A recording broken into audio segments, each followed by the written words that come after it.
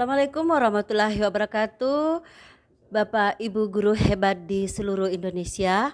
Perkenalkan saya calon guru penggerak angkatan ke-10 dari Provinsi Jawa Timur, Kabupaten Malang, dari UPTD SMK Negeri 2 Singosari. Saya Siti Hadijah SPD. Kali ini saya berkesempatan berwawancara dengan kepala sekolah di SMK di Kabupaten Malang bersama Bapak Joko Salam MPD di SMK Hidayatullah Mubtadiin. Pengambilan keputusan-keputusan bernilai kebajikan seorang pemimpin. Oke, mudah-mudahan Bapak, kita mulai dari pertanyaan pertama. Di sini saya mulai dari selama ini bagaimana Bapak dapat mengidentifikasi kasus-kasus yang termasuk kasus dilema etika atau bujukan moral, Bapak? Kalau kita lihat dari penerapannya di lapangan kaitannya dengan kebijakan, tentu kita ini harus melihat terlebih dahulu ini termasuk bagian mana. Makanya tadi ditanyakan ada dilema etika sama bujukan moral. Maka hal-hal seperti itu ini kerap terjadi di instansi dan tidak hanya di berbagai macam instansi yang lain, di sekolah pun seperti di kami juga terjadi. Maka ada beberapa hal yang kita lihat terlebih dahulu.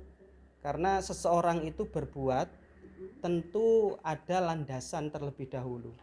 Bisa karena dia ini tidak tahu, bisa dia ini tahu tapi tidak mampu, atau dia ini akhirnya tahu tapi memang mencoba. Nah ini nih ada identifikasi seperti itu. Sehingga ketika terjadi di lapangan, misalkan ada etika yang kurang baik, maka tergantung dengan situasinya dan lain-lainnya. Jadi kita identifikasi, oh ini seperti apa. Jadi kita tidak bisa secara langsung untuk mengambil suatu tindakan, kecuali kita sudah tahu terlebih dahulu landasannya. Jadi seperti itu. Oke. Selama ini bagaimana Bapak menjalankan pengambilan keputusan di sekolah Bapak ini, terutama kasus-kasus di mana ada kasus-kasus kepentingan yang sama-sama benar lawan benar misalnya, atau sama-sama mengandung nilai kebajikan. Unsur benar dan benar. Nah, maka yang saya pelajari dan saya terapkan dulu saya di pesantren diajari dengan yang namanya kaidah fikih. Maka di situ konsepnya adalah al mutaaddi afdalu minal qasir. Maka kemanfaatan yang nanti ini imbasnya banyak itu lebih kita dahulukan daripada kemanfaatan yang nilainya sedikit. Nah, jadi sama-sama baik, sama-sama benar, tidak ada yang salah, tapi mana yang al-aslah, yang mana yang lebih baik, maka disitulah kita mengambil suatu tindakan. Yang terbaik dari yang baik. Dari yang baik, gitu. Jadi salah satunya. Ya. Langkah-langkah atau prosedur seperti apa yang Bapak lakukan selama ini dalam pengambilan dan pengujian keputusan? Waktunya. Jadi untuk pengambilan keputusan ini harus memang melalui prosedur tertentu. Walaupun beberapa hal terkadang kita ini memang harus mengambil keputusan itu saat itu juga. Mendadak. Contoh ketika ada dilema etika yang kaitannya dengan anak-anak kok pakai tangan kiri misalkan. Nah ini ada anak loh kok nggak mau salim ke gurunya. Nah bentuk penghormatan seperti itu bisa kita lakukan langsung karena ini memberi contoh. Tapi untuk hal-hal yang sifatnya nanti ini besar, contoh ada kasus dengan salah satu guru atau apa, maka itu tidak bisa langsung kita selesaikan saat itu juga. Ini perlu kita identifikasi. Ini bagaimana, asli atau tidak, benar atau salah. Nah cross check dulu. Setelah di cross check, walaupun kita akhirnya tahu, tapi perlu kita ini mengkonfirmasi. Jadi orangnya kita panggil dulu, ya, loh Bu atau Pak, apakah benar jenengan melakukan hal-hal seperti ini ya, misalkan negatif itu ya. Dan itu pun tidak boleh kita sampaikan di khalayak ramai. Kita panggil secara personal, ya, secara personal. Sehingga bagaimana alasannya dan lain-lainnya. Nah, di saat seperti itulah nanti baru kita bisa mengambil suatu tindakan. Kalau dia mengkonfirmasi ternyata, oh iya Pak, memang mohon maaf kami ini begini, kami memang mungkin sering terlambat karena begini. Nah berarti ada masalah apa sampean? Nah, ini seperti itu. Atau karena misalkan dia, oh saya memang melakukan kesalahan ini Pak, oh iya. Nah, ada tindakan-tindakan berikutnya, termasuk misalkan kita beri pengetahuan, ya hal seperti itu tidak baik Pak, karena ini hal tidak baik Bu, sebaiknya begini, karena apa yang sampean lakukan seperti itu nanti imbasnya tidak hanya ke jenengan, ke keluarga, ke anak-anak, juga ke sekolah loh. Kita dalam hukum alam kan seperti itu. Kalau kita melakukan kebaikan, maka kebaikan juga nanti akan kembali kepada kita. Tapi kalau kita melakukan keburukan, maka entah dari mana alam nanti juga akan ikut memberikan keburukan atau kejelekan kepada kita. Nah, dengan bahasa-bahasa seperti itu. Yang berikutnya adalah hal-hal apa yang selama ini Bapak anggap efektif ya dalam pengambilan keputusan, terutama pada kasus-kasus dilema etika. Itu adalah sisi kemanusiaan. Jadi nilai-nilai kebajikan ini mulai dari kita mencontohkan yang baik, kemudian kita berlaku baik, berkata yang baik. Nah, manusia itu sifatnya dinamis. Bahkan kalau dikatakan al-iman dalam kata Quran, al-imanu yazidu wa yanqus. Iman itu kadang ya yazid bertambah, tapi wa yanqus kadang juga turun. Nah, seperti itu. Sehingga dalam prosesnya ketika dia ini mungkin salah atau apa, maka sisi kemanusiaan yang harus kita dahulukan. Kita bukan mesin, kita bukan robot yang hanya yes or no. Kalau tidak berarti ya, kalau tidak ya berarti ya tidak, kebalikannya itu. Tidak, kita bukan seperti itu. Ada sisi-sisi lain. Kecuali nanti kalau memang benar-benar sudah kita motivasi, sudah kita berikan peringatan, kita sudah. Nah, tapi alhamdulillah sementara ini, selama ini yang kita laksanakan, yang paling efektif adalah dengan kita mengedepankan sisi kemanusiaan. Tadi kan sisi efektif ya Pak ya. Oke, nah sekarang saya akan bertanya tentang hal-hal apa selama ini yang merupakan tantangan Pak. Ya, oke, tantangan dalam. Alhamdulillah sementara ini, selama ini yang kita laksanakan, yang paling efektif adalah dengan kita mengedepankan sisi kemanusiaan. Tadi kan sisi efektif ya Pak ya. Oke, nah sekarang saya akan bertanya tentang hal-hal apa selama ini yang merupakan tantangan Pak. Ya, oke, tantangan dalam pengambilan keputusan dan kasus-kasus dilema etika. Dari sisi perasaan. Itu perasaan. Contohnya ketika kita menegur salah satu guru. Tentu kan kita yakin dia itu ditegur pasti nggak enak, karena kita sendiri kalau ditegur pun juga bisa jadi seperti itu, kita juga nggak enak. Tapi kita harus sebagai seorang pemimpin itu punya salah satu kaidah juga, tasarruful imami alal ra'iyatihi manutum bil maslahah. Jadi tasarruful imam, kebijakan seorang imam atau pemimpin, alal ra'iyatihi, kepada rakyatnya, haruslah manutum bil maslahah, berdasarkan kepada kemaslahatan. Kalau kita hanya mengedepankan emosi atau perasaan, kita nggak enak menegur, kita nggak enak. Tapi bagaimana dengan etika anak-anak? Bagaimana dengan yang lainnya? Maka akan lebih banyak lagi nanti yang bisa jadi meniru guru tadi itu, gitu loh. Sehingga ini karena anfaknya atau aslahnya, kebaikannya itu lebih besar. Kita menyampaikan itu walaupun mungkin pahit, kulil haqqo walau kana murron, ya, kalau Rasulullah itu katakanlah haqqo, yang baik, yang benar, walau kana murron, walaupun itu pahit. Kita sakit tapi kita minum akhirnya pil. Tapi pil ini kan pahit tapi menjadi obat. Kita nggak minum sirup. Atau tanaman kita kasih pupuk, padahal pupuk ya seperti itu, mungkin pahit atau apa, pupuk kandang apalagi, tapi itu kita tahu bahwa kan kita yakin itu adalah untuk kebaikan dia. Maka seperti itu kami yakin bahwa itu insya Allah untuk kebaikan beliaunya. Apakah Bapak memiliki sebuah schedule atau berupa jadwal tertentu dalam menyelesaikan kasus dilema etika? Atau maksudnya saya di sini adalah apakah Bapak langsung menyelesaikan di tempat atau memiliki jadwal tertentu dalam menyelesaikannya, dan apakah prosedur seperti apa yang Bapak jalankan? Ada yang sifatnya insidental, tapi ada yang sifatnya itu prosedural. Ketika insidental berarti hal-hal tertentu yang memang harus kita sampaikan biar juga menjadi contoh ke yang lain. Nah, ini bisa kita langsung selesaikan saat itu. Contoh yang mudah, mungkin agar anak buang sampah atau guru buang sampah ternyata. Ya sudah, bisa kita ambil, permisi Pak, ini saya ambil, saya buang di sampah Pak ya. Situ kan saja, tidak perlu dengan pakai kesan, Pak gimana sampai ini, kok beri contoh ke anak-anak, tidak perlu. Cukup, Pak mohon maaf ini saya ambil, saya buang di sampah Pak ya. Wah guru itu paling sudah, ya Pak mohon maaf, sudah mohon maaf sendiri. Ini dengan perasaan, ini dengan namanya tadi. Tapi kita tidak boleh langsung, Pak benar gak sampean gini, tidak boleh. Kita harus lihat dulu, kemudian identifikasi dulu, tabayun, kemudian kita panggil, kita konfirmasi, gimana Pak, gimana kabarnya keluarga dan sebagainya. Kita tanyakan dulu keluarga, ada apa sih Pak sebenarnya dan sebagainya, dengan seperti itu. Ternyata baru nanti akan sampai ke gimana Pak, apa benar Pak begini. Nah, tadi seperti itu. Dan memang ada jadwal-jadwal tertentu dari kami ke teman-teman, termasuk kalau dari kesiswaan ini kan juga ada permasalahan apa, kemudian wali kelas juga ada pertemuan dengan kami. Jadi memang ada yang terjadwal.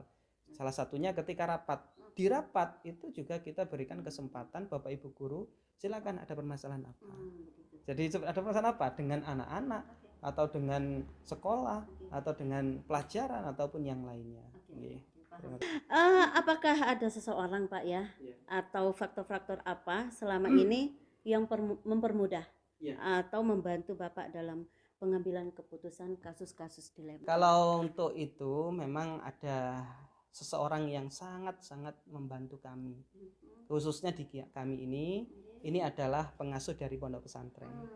Jadi ini beliaunya ini juga sudah menjadi figur di kami, sehingga ada hal-hal tertentu terkadang mohon maaf kami juga pernah untuk kalau ada kasus-kasus tertentu yang mungkin kami ini untuk mengambil keputusan itu berat secara pribadi ya, kita konsultasi dengan beliau, sehingga ini Masya Allah sangat membantu.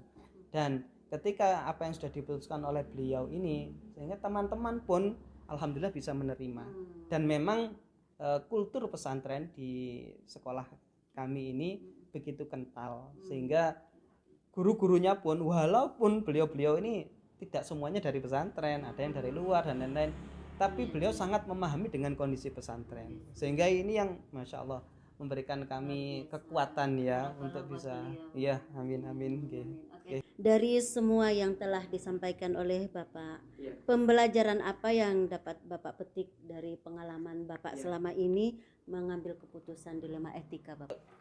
Pengambilan keputusan ini memang ketika saya mempelajari salah satunya di pesantren, dan alhamdulillah sangat membantu kami ketika mengambil suatu kebijakan.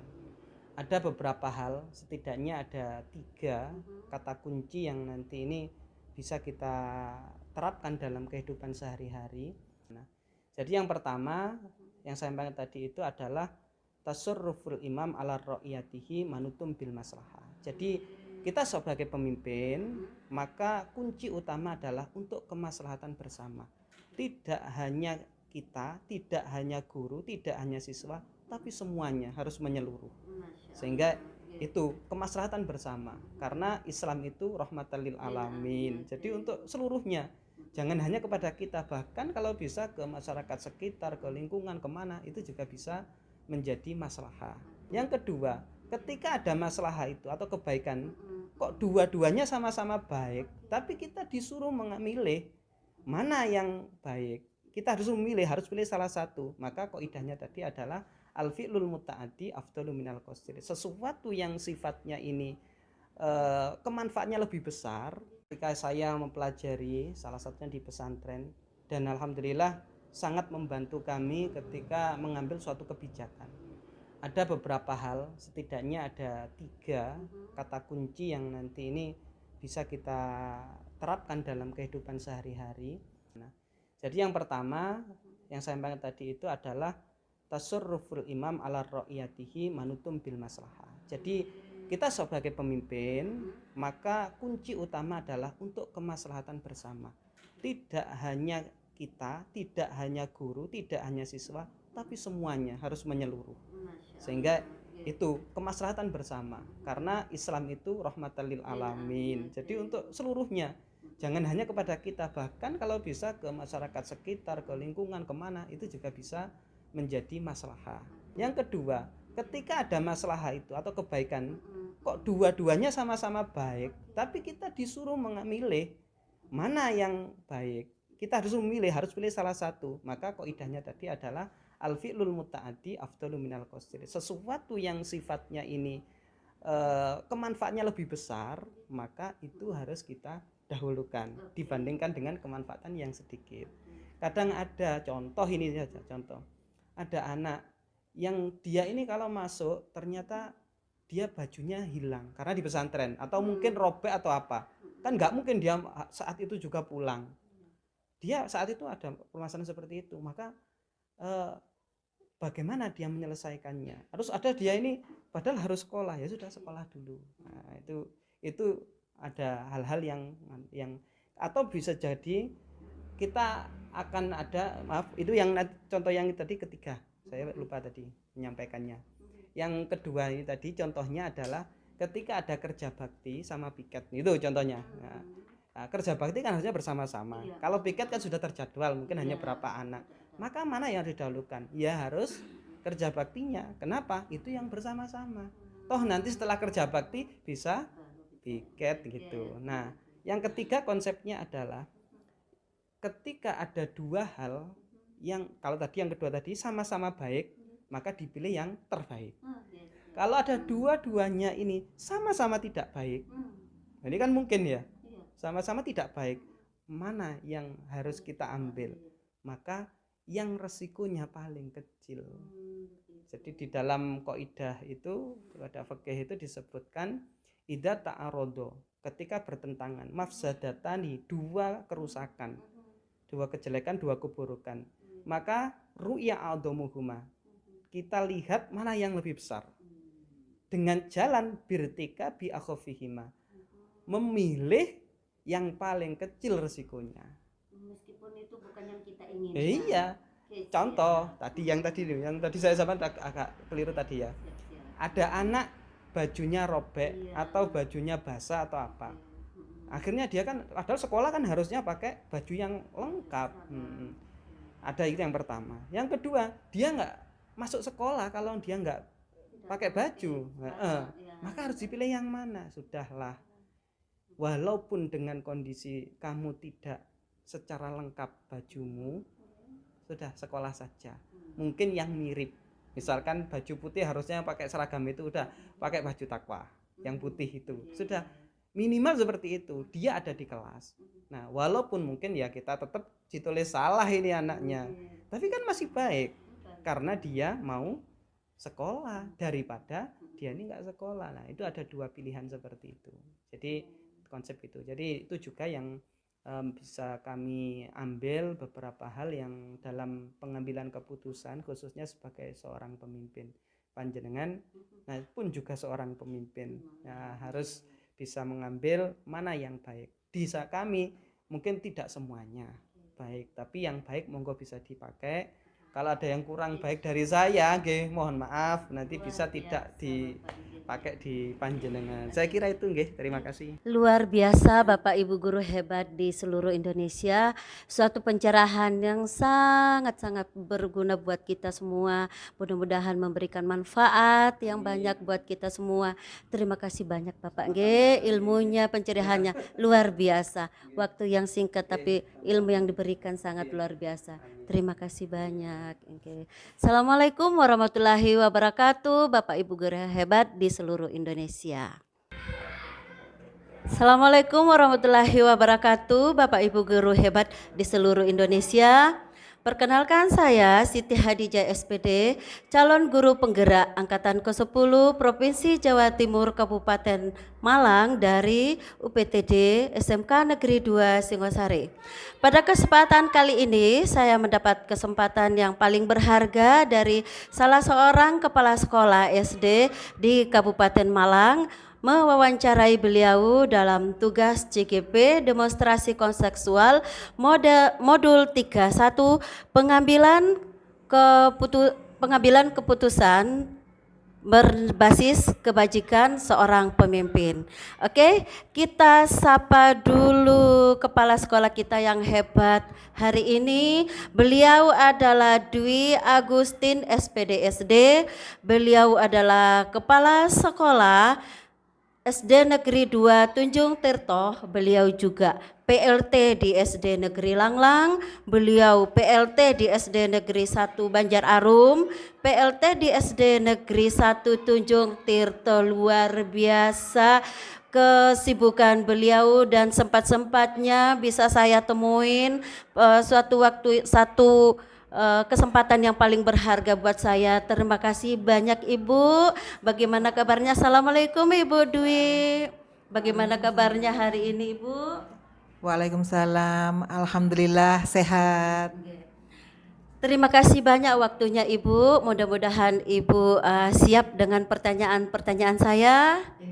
Oke, terima kasih banyak Ibu. Ini ada agak banyak pertanyaannya, mudah-mudahan tidak membosankan. Maaf Ibu, di sini saya akan mengorek banyak kepemimpinan dari Ibu karena Ibu adalah idola saya. Maka saya akan mengorek banyak-banyak. Semoga bermanfaat bagi ibu-ibu guru hebat di luar sana. Oke, kita mulai pertanyaan pertama Ibu. Oke, selama ini bagaimana Ibu dapat mengidentifikasi kasus-kasus yang merupakan dilema etika atau bujukan moral Ibu? Terima kasih Bu. Menurut saya kasus-kasus yang mengacu pada dilema etika itu biasanya kasus-kasus yang mengacu cenderung pada kemanusiaan. Kita sebagai manusia biasa biasanya kita mengagungkan ego kita itu. Yang berikutnya sisi keadilan, mungkin kesetiaan, mungkin pertemanan dan sebagainya. Itu. Yang berikutnya kasus-kasus yang mengandung bujukan moral itu biasanya sudah mengacu kepada ranah hukum. Begitu Ibu. Oh, seperti itu. Oke, paham Ibu. Oke, pertanyaan kedua, selama ini bagaimana Ibu menjalankan keputusan di sekolah, menjalankan pengambilan keputusan di sekolah Ibu, terutama untuk kasus-kasus di mana ada dua kepentingan yang sama-sama benar atau sama-sama mengandung nilai kebajikan? Terima kasih. Selama ini pengalaman saya menjadi kepala sekolah dalam menanggapi berbagai kasus yang terjadi di sekolah kami, jelas saya tidak bisa menyelesaikan sendiri karena saya tidak mau menjadi pemimpin yang dicap sebagai pemimpin yang otoriter. Karena saya di sekolah jelas yang pertama kali saya ajak musyawarah itu adalah Dewan Guru. Karena masalah apapun itu sumbernya jelas dari para bapak ibu guru yang menjadi partner kerja saya di sekolah. Jelas itu. Yang kedua mungkin masalah ini berhubungan dengan pihak lain, pihak dari luar sekolah, bisa jadi mungkin dari dunia usaha atau mungkin dari tetangga sekolah atau dari aparat pemerintah yang lainnya. Bisa jadi itu kita melakukan mediasi, kita musyawarah juga. Seperti itu. Saya paham. Oke. Paham Ibu. Pertanyaan ketiga, langkah-langkah atau prosedur seperti apa yang bisa Ibu lakukan selama ini dalam pengambilan dan pengujian keputusan Ibu? Terima kasih. Langkah-langkah yang saya ambil ketika saya menyelesaikan masalah, saya tidak mau gegabah. Yang penting langkah pertama ini jelas apa yang saya ambil nanti ini berakibat, berefek positif pada murid-murid saya. Saya harus melindungi semua anak-anak saya. Sehingga sebelum saya mengambil keputusan, itu saya akan yang pertama mencari pihak-pihak yang terlibat, kemudian saya akan mencari fakta-fakta yang terjadi di lapangan itu seperti apa, yang kemudian saya akan mengambil keputusan mana yang sekiranya itu berdampak positif pada anak-anak saya. Setelah saya mengambil keputusan, jelas saya akan melakukan refleksi apakah keputusan yang sudah saya ambil tadi ini memberikan dampak yang lebih baik ataukah sebaliknya. Langkah saya ini masih salah ataukah mungkin perlu perbaikan juga. Terima kasih. Oke, luar biasa Ibu. Oke. Pertanyaan keempat, hal-hal apa saja yang selama ini Ibu anggap efektif dalam kasus pengambilan keputusan pada kasus-kasus dilema etika, Ibu? Terima kasih. Dilema etika ini karena berhubungan dengan kemanusiaan, jelas yang kita kelola ini juga manusianya, betul. Nah, untuk itu jelas satu-satunya langkah terbaik menurut saya itu adalah musyawarah. Kita sharing bersama, kita duduk bersama, kita omong-omong bersama, cari fakta, cari solusi bersama-sama yang terbaik buat semuanya. Begitu. Setuju sekali Ibu, luar biasa. Yang kelima, hal-hal apa saja yang selama ini merupakan tantangan dalam mengambil keputusan pada kasus tadi ini memberikan dampak yang lebih baik ataukah sebaliknya. Langkah saya ini masih salah ataukah mungkin perlu perbaikan juga. Terima kasih. Oke, luar biasa Ibu. Oke. Pertanyaan keempat, hal-hal apa saja yang selama ini Ibu anggap efektif dalam kasus pengambilan keputusan pada kasus-kasus dilema etika, Ibu? Terima kasih. Dilema etika ini karena berhubungan dengan kemanusiaan, jelas yang kita kelola ini juga manusianya, betul. Nah, untuk itu jelas satu-satunya langkah terbaik menurut saya itu adalah musyawarah. Kita sharing bersama, kita duduk bersama, kita omong-omong bersama, cari fakta, cari solusi bersama-sama yang terbaik buat semuanya. Begitu. Setuju sekali Ibu, luar biasa. Yang kelima, hal-hal apa saja yang selama ini merupakan tantangan dalam mengambil keputusan pada kasus-kasus dilema etika, Ibu? Terima kasih. Tantangan terberat menurut saya ketika saya menyelesaikan kasus yang dilema etika ini, yang pertama itu ketika saya itu menghadapi kasus antara benar dan benar. Nah, sama-sama benar ini betul-betul menguras pemikiran kita. Saya perlu mencari fakta-fakta yang lebih banyak dan lebih terpercaya sehingga saya bisa mengambil dari dua benar tadi menjadi satu yang paling benar dan paling berdampak pada siswa. Seperti itu. Kemudian tantangan saya yang kedua itu adalah ketika saya harus mengambil keputusan secara urgent. Nah, ini jelas tantangan karena apa? Kalau urgent kan harus segera diselesaikan, spontan betul, tidak direncanakan, begitu Ibu. Baik, oke. Selanjutnya, apakah Ibu memiliki sebuah schedule atau tata jadwal tertentu dalam menyelesaikan suatu kasus dilema etika? Maksud saya di sini Ibu, apakah Ibu langsung menyelesaikan di tempat ataukah memiliki jadwal tertentu untuk menyelesaikan dan prosedurnya seperti apa yang Ibu jalankan? Terima kasih. Kami di sekolah, di lembaga-lembaga kami punya jadwal rutin. Insya Allah setiap hari Sabtu kami bukan rapat ya, semacam sharing. Kita duduk bersama dengan Bapak Ibu guru secara santai, kita mengkomunikasikan apa hal-hal yang terjadi dari hari Senin sampai hari Sabtu, mungkin ada masalah, itu yang rutin. Rutin yang kedua adalah rapat rutin Dewan Guru setiap 1 bulan sekali. Itu jadwal yang rutin. Kemudian ada juga yang urgent, kalau seperti yang saya bilang tadi, misalkan ada masalah yang memang urgent segera diselesaikan, kita adakan pertemuan musyawarah secara urgent juga. Seperti itu. Oke, paham Ibu. Jadi di sini ada yang terschedule, ada yang bersifat urgen mendadak. Oke, paham. Selanjutnya apakah ada seseorang Ibu ataukah faktor-faktor apa selama ini yang mempermudah Ibu atau membantu Ibu dalam pengambilan keputusan kasus-kasus dilema etika Ibu? Terima kasih. Banyak sekali yang membantu karena saya tidak bisa bekerja sendiri. Saya di sekolah punya dewan guru. Jelas mereka adalah partner saya yang sangat penting yang akan membantu kegiatan saya sehari-hari termasuk dalam hal menyelesaikan masalah tadi. Itu yang kedua. Secara lembaga, secara kedinasan kami juga punya pengawas sehingga apapun yang terjadi ketika kami tidak bisa menyelesaikan secara intern di lembaga, saya perlu konsultasi bersama pengawas dan dinas pendidikan terkait. Dan juga kita juga punya partner dari komite sekolah, mungkin juga dari aparat pemerintah desa setempat. Kalau SD itu desa ya, betul ya.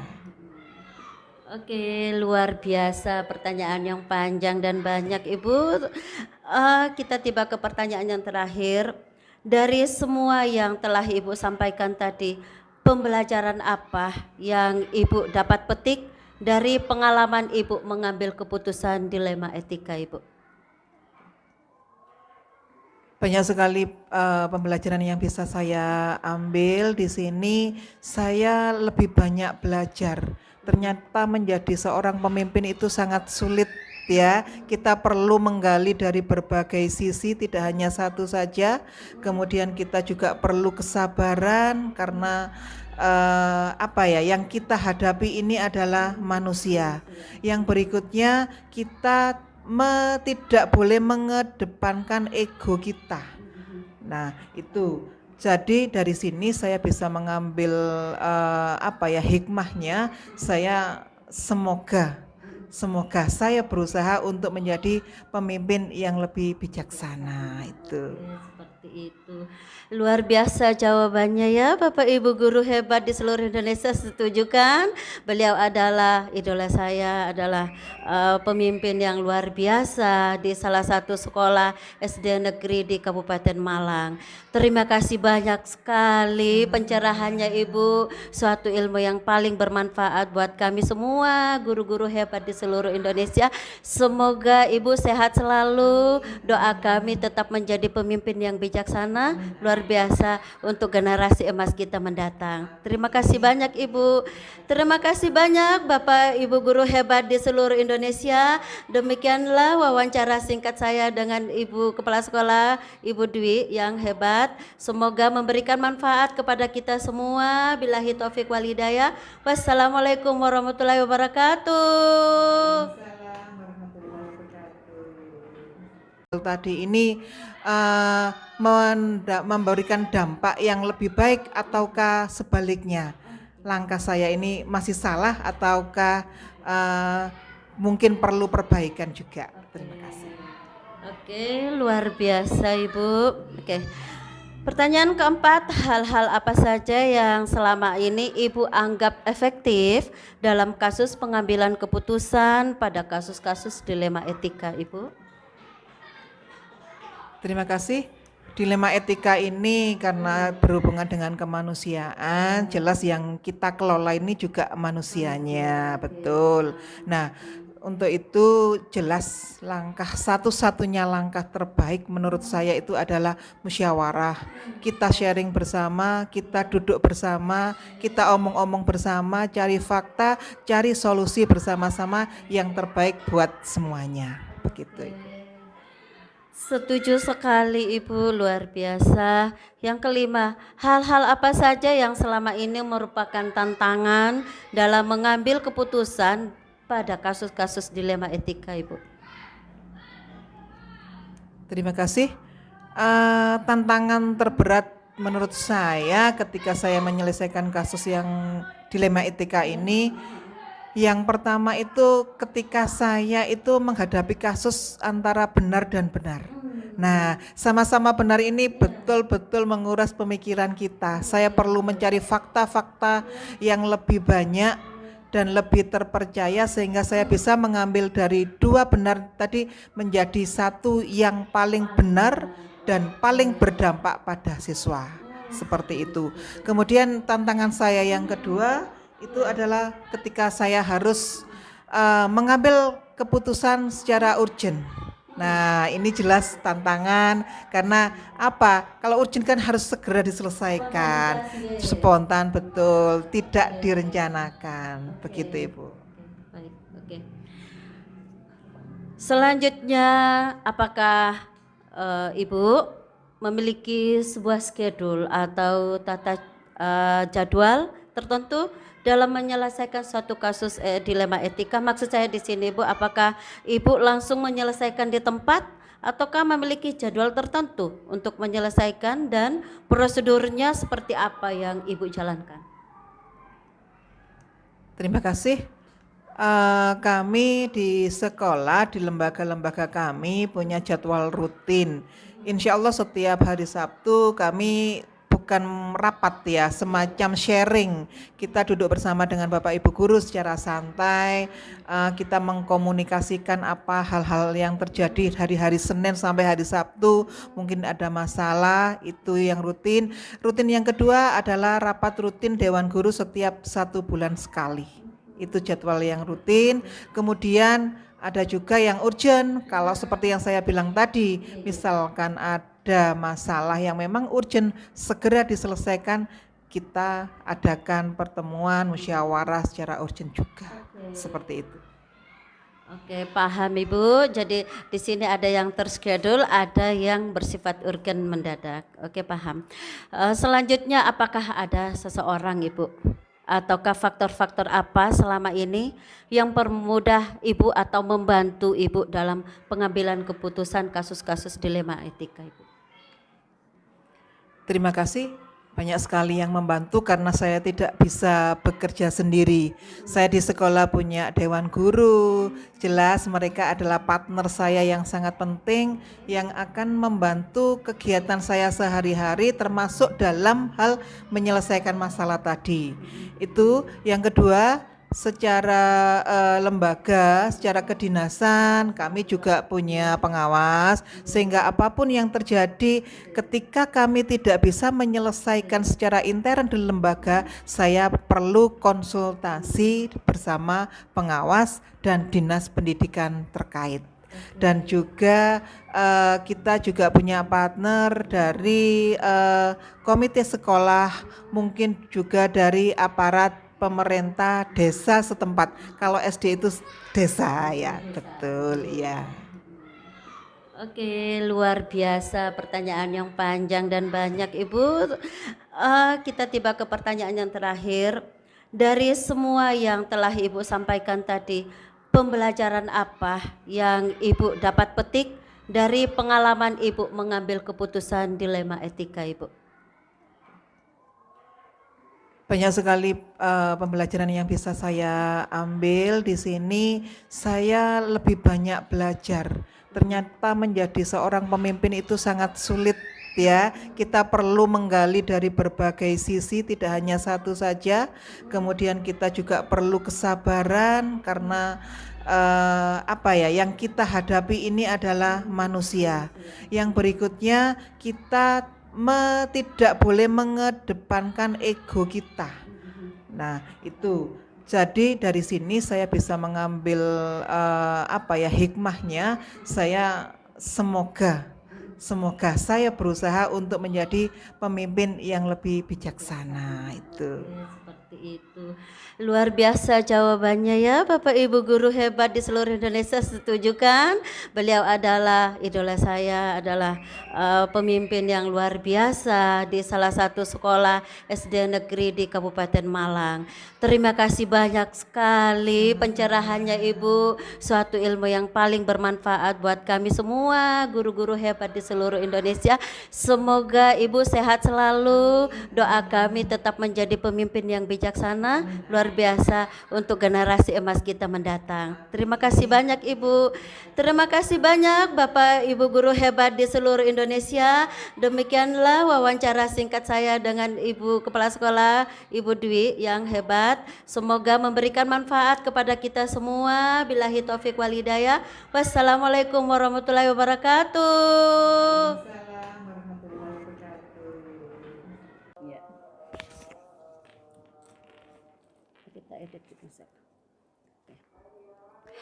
Assalamualaikum warahmatullahi wabarakatuh. Bapak Ibu guru hebat di seluruh Indonesia. Perkenalkan saya calon guru penggerak. Saya Siti Hadijah SPD, calon guru penggerak angkatan ke-10 dari Provinsi Jawa Timur, Kabupaten Malang, UPTD SMK Negeri 2 Singosari. Bahagia sekali pada kesempatan kali ini ada kesempatan yang istimewa untuk mewawancarai salah seorang kepala sekolah hebat di salah satu sekolah SMK negeri di Kabupaten Malang.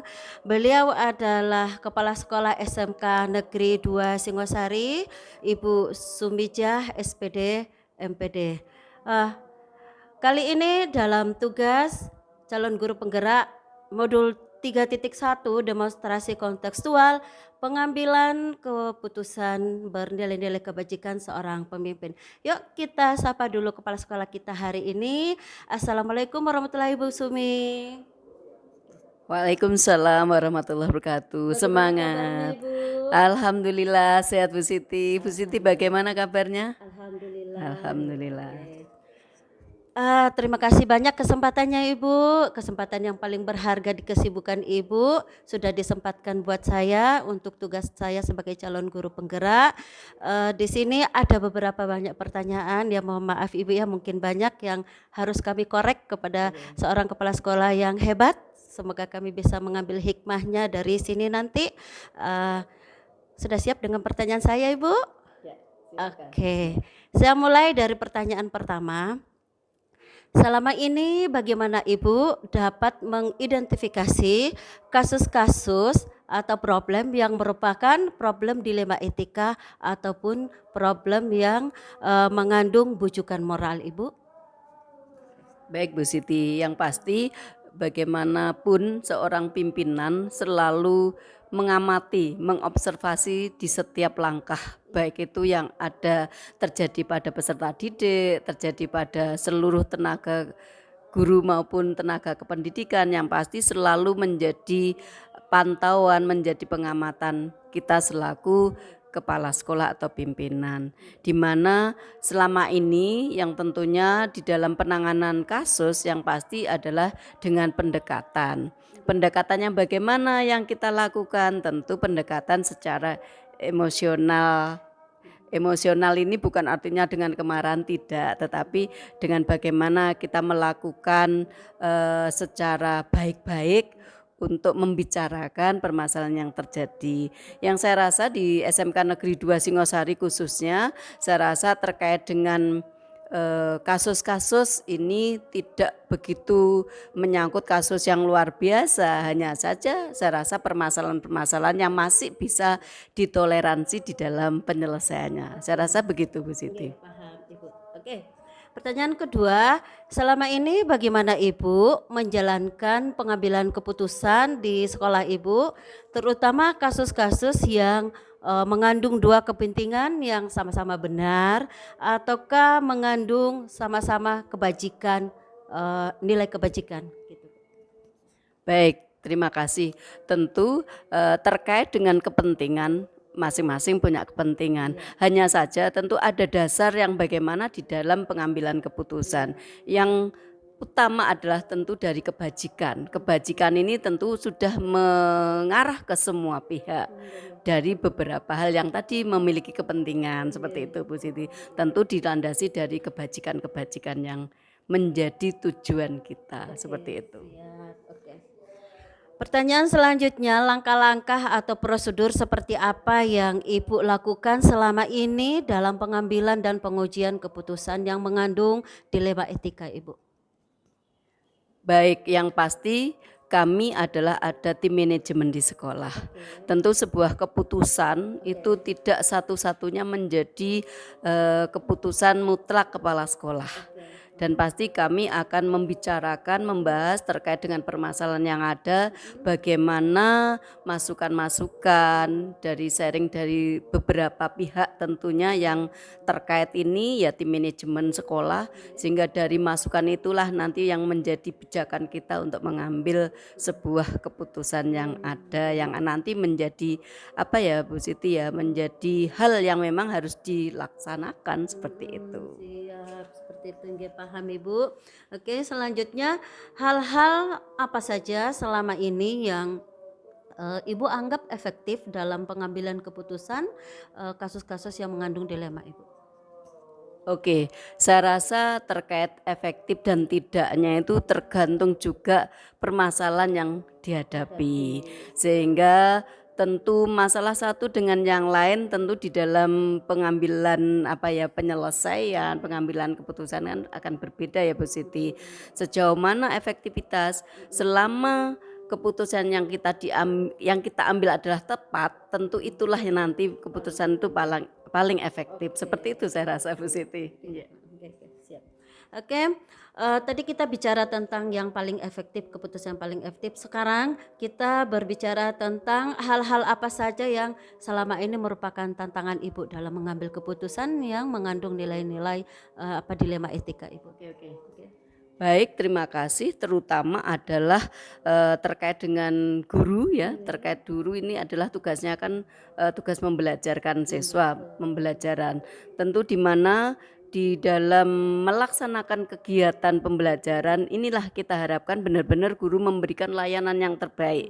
Jika memang ada salah satu lah, seandainya ada salah satu guru yang masih belum, artinya belum melaksanakan secara tuntas, secara maksimal, secara optimal, pasti itulah nanti akan kita berikan semacam teguran, motivasi, terutama kan memberikan motivasi, dukungan, bagaimana memberikan layanan yang terbaik buat anak-anak kita kan seperti itu. Sebuah keputusan yang ada yang nanti menjadi Bu Siti ya, menjadi hal yang memang harus dilaksanakan seperti itu. Siap, seperti itu nggih, paham Ibu. Oke, selanjutnya hal-hal apa saja selama ini yang Ibu anggap efektif dalam pengambilan keputusan kasus-kasus yang mengandung dilema Ibu? Oke, saya rasa terkait efektif dan tidaknya itu tergantung juga permasalahan yang dihadapi. Sehingga tentu masalah satu dengan yang lain tentu di dalam pengambilan penyelesaian, pengambilan keputusan kan akan berbeda ya Bu Siti. Sejauh mana efektivitas selama keputusan yang kita ambil adalah tepat, tentu itulah yang nanti keputusan itu paling efektif. Seperti itu saya rasa Bu Siti. Iya, oke, siap. Oke, tadi kita bicara tentang yang paling efektif, keputusan yang paling efektif. Sekarang kita berbicara tentang hal-hal apa saja yang selama ini merupakan tantangan Ibu dalam mengambil keputusan yang mengandung nilai-nilai dilema etika Ibu. Oke. Baik, terima kasih. Terutama adalah terkait dengan guru ya, terkait guru ini adalah tugasnya kan tugas membelajarkan siswa, pembelajaran. Tentu di mana di dalam melaksanakan kegiatan pembelajaran inilah kita harapkan benar-benar guru memberikan layanan yang terbaik.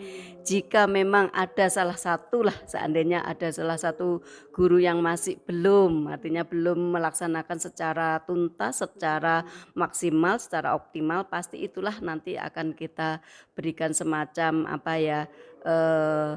teguran, motivasi, terutama kan memberikan motivasi, dukungan, bagaimana memberikan layanan yang terbaik buat anak-anak kita kan seperti itu, peserta didik.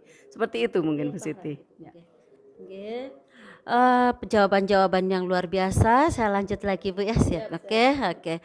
Selama ini apakah Ibu memiliki schedule atau tata waktu untuk menyelesaikan kasus-kasus dilema, ataukah maksud saya di sini ataukah apakah Ibu langsung menyelesaikan di tempat atau memiliki prosedur tertentu Ibu? Baik Bu, kalau memang itu mengandung ranah sesuatu ya kasus, pasti prosedur mesti kita lalui. Pertama adalah ada surat pemanggilan pembinaan ya. Dari surat pemanggilan pembinaan itu tentunya kita akan membahas apa sih sebenarnya yang terjadi. Karena kadang sesuatu yang kita dengarkan belum tentu betul atau benar keadaannya. Sehingga dengan kita memanggil tadi dengan mengundang secara prosedural nanti akan hadir dan disitulah kita akan mendengarkan apa yang terjadi yang sebenarnya seperti itu. Dari situ nanti akan ada tentu dari pembicaraan pasti kan kita akan tahu apa informasi-informasi, apakah memang itu informasi itu sifatnya adalah informasi yang liar artinya tidak berdasar. Tapi kalau memang benar adanya pasti akan kita carikan jalan keluarnya yang terbaik untuk semuanya pastinya. Ya seperti itu. Oke. Ibu selama ini sebagai pemimpin yang saya ingin cari tahu apakah ada seseorang ataukah faktor-faktor apa selama ini yang mempermudah atau membantu Ibu dalam pengambilan keputusan terutama kasus-kasus dilema etika yang berat buat Ibu. Baik, berat ringan itu adalah bagaimana kita menyikapi ya. Berat atau ringan sebuah masalah yang dihadapi setiap pegawai atau guru atau tenaga pendidikan, tentunya bagaimana seorang pimpinan melihat dari sudut pandang mana. Saya rasa semua masalah pasti bisa diselesaikan. Terkait dengan dilema pasti ada. Karena secara realita artinya kita juga akan artinya mengedepankan juga ada rasa kasihan, ada sisi kemanusiaannya. Namun bukan hal itu sebenarnya, tapi tetap yang dicari adalah untuk kebaikan semuanya, baik yang bersangkutan, lembaga dan untuk semuanya. Karena yang kita hadapi kan artinya di lembaga ini ya banyak pihak, ya itu benda yang bernyawa tentunya punya pemikiran, punya perasaan, punya akal kan di situ. Jadi saya rasa seberat apapun insya Allah kita harus mampu untuk menyelesaikannya dan insya Allah dengan menyelesaikan itu dengan secara baik-baik dan insya Allah juga akan efeknya dampaknya juga akan baik pula. Seperti itu saya rasa. Jawaban yang luar biasa, pertanyaan yang panjang. Oke. Dari semua pertanyaan-pertanyaan tadi saya Ibu yang telah disampaikan oleh Ibu, apakah ada pembelajaran ataukah apakah ada pengalaman yang Ibu ambil, yang Ibu biasa petik dari Ibu-ibu mengambil keputusan-keputusan itu? Itu pasti Bu, bahwa setiap apa yang kita ucap, yang kita putuskan, dari apa yang kita hadapi dari berbagai pihak, itulah menjadi pelajaran bagi saya pribadi, artinya sebagai pengambil keputusan, pengambil kebijakan, dari apa yang kita hadapi, permasalahan yang dihadapi seorang guru ataupun tenaga kependidikan ya, itu menjadi pembelajaran yang luar biasa buat saya selaku pimpinan. Dengan demikian kita akan lebih bijak di dalam memutuskan segala hal. Seperti itu Bu Siti ya. Oke, alhamdulillah Bapak Ibu guru hebat di seluruh Indonesia, kita sudah mendengarkan, kita sudah menyimak jawaban yang luar biasa dari seorang pemimpin yang hebat, seorang pemimpin pendidikan, seorang pemimpin pembelajaran, idola dan panutan saya. Tidak salah kan kalau saya mengidolakan beliau dari jawaban-jawaban yang bijaksana seorang pemimpin. Terima kasih banyak Ibu, sehat selalu, tetap menjadi pemimpin yang bijaksana untuk generasi-generasi kita emas yang ke depan. Oke, salam guru penggerak semuanya di Indonesia. Assalamualaikum warahmatullahi wabarakatuh. Waalaikumsalam warahmatullahi wabarakatuh.